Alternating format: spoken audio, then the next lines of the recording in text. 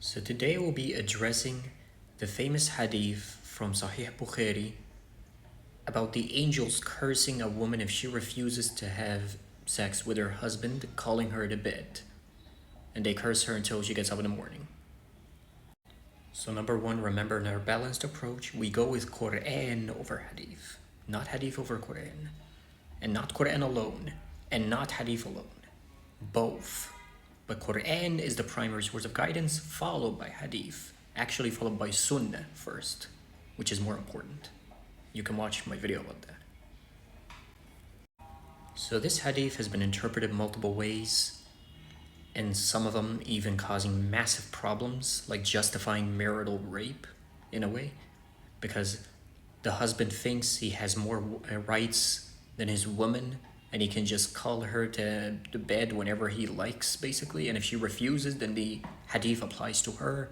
And so women basically have less rights, right? Some scholars even say, well, it has to be valid reasons for the woman. However, the valid reasons are subjective as well. They have to basically be major reasons. So it's not like she just comes back from work, she's very tired, exhausted, any of this. No, that's not a valid reason. You know what I mean?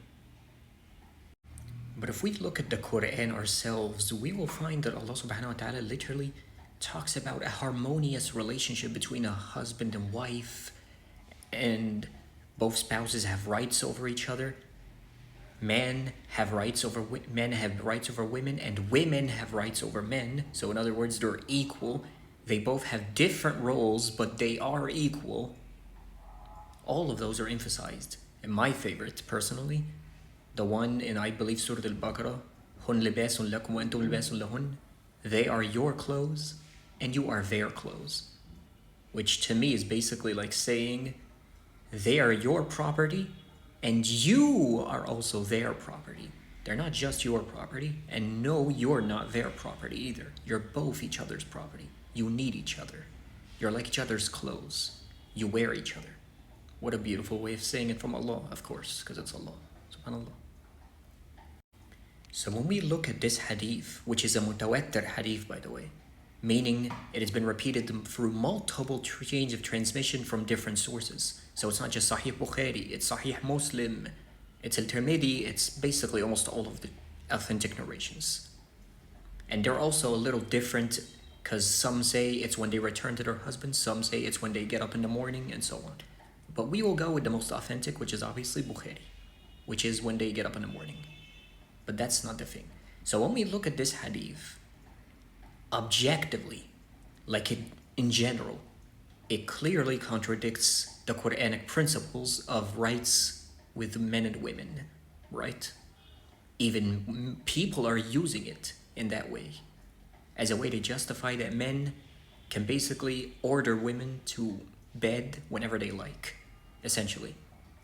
And women have no rights in the matter, right? So of course, we don't look at just mainstream scholars or what scholars say and such. We don't blindly follow, guys. Remember, we use our intellect like Allah commanded us to do. We go with the Quran, the Sunnah, the Hadith.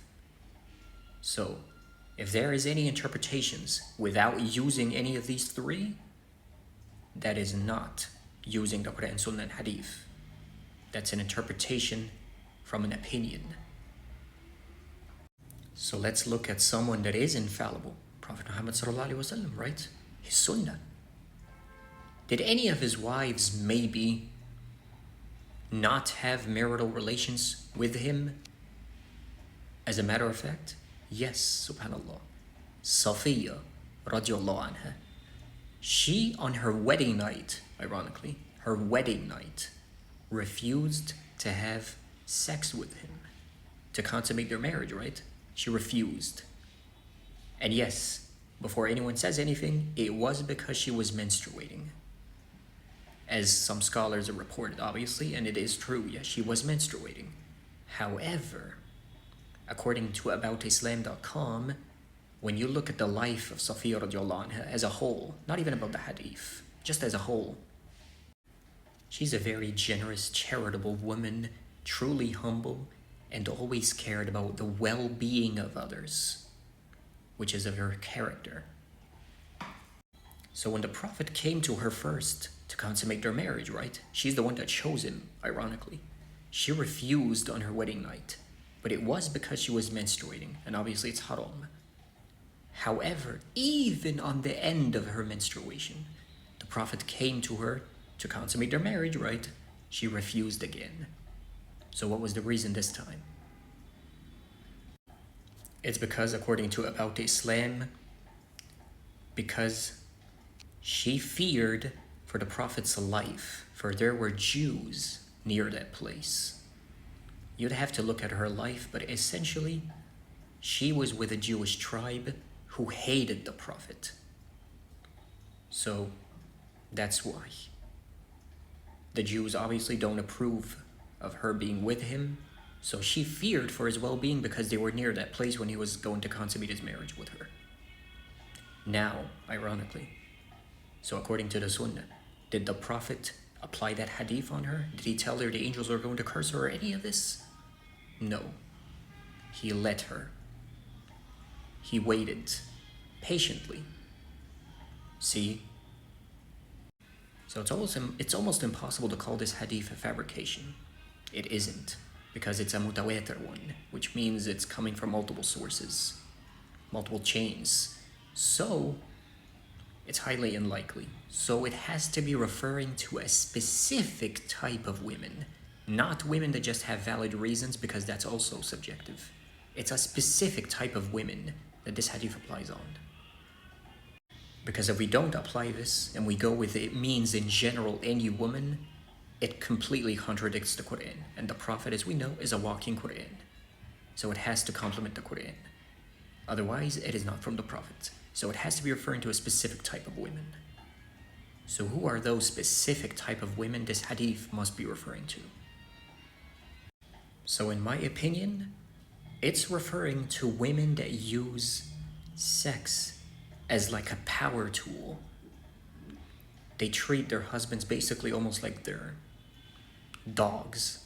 Like they're basically rewarding them for a good treat or a good behavior. And it sounds ridiculous, but ironically, I guess the closest thing we can think of, we know it already exists, but let's look at the closest thing somewhat that comes to my mind, I guess. The stupid meme. You know the stupid meme about when a husband does some good behavior thing, and the comments go, he's definitely gonna get, you know what, tonight? I'm pretty sure we all know what I'm talking about. We all know, yes, they're jokes, but you need to know, jokes are a way to make light of a negative situation most of the time. So that joke has to have had an origin. And also, we already know those women exist anyway, obviously. So those women that use their men, basically, they use sex as like a power thing, that completely contradicts the Quranic principles. There needs to be harmony between both of them.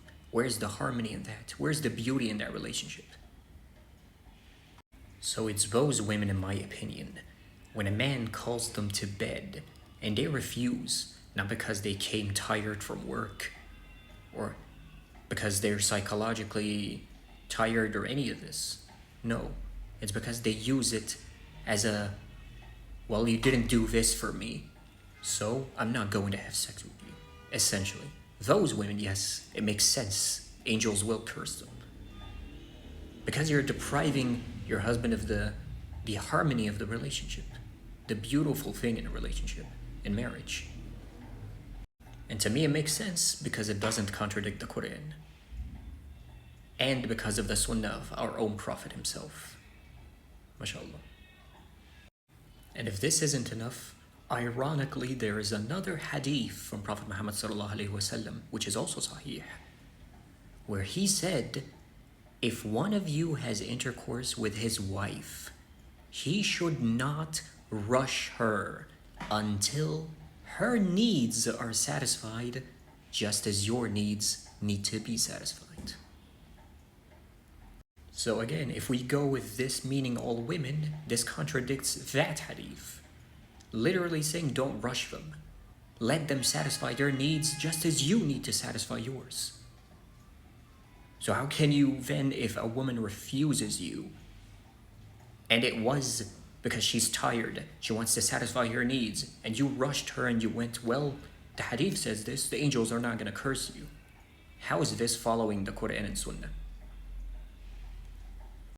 Or also, if a woman did the same and refused you, however, it was because she's using it as a power play more than just love, but as a power play because you didn't do something she wanted from you, so she's going to refuse in having intercourse with you. Again, then how is this a beautiful harmony and loving relationship? Exactly. It's like a blackmail almost. You didn't do this, so I'm not going to have intercourse with you. So that hadith makes sense. It applies to that woman. And there's literally even another hadith of Prophet Muhammad ﷺ saying, the best of you men are those who are best to their wives in manners. Literally saying the best man is the one that treats their wives in the best way. So, how? Exactly. Subhanallah. So we should take our Quran and Sunnah seriously. And Hadith, you need to take the Quran first by applying the context to the Hadith. Because sometimes you might get influenced by cultural interpretations instead of actual interpretations coming from the Quran, Sunnah, and Hadith. Ameen.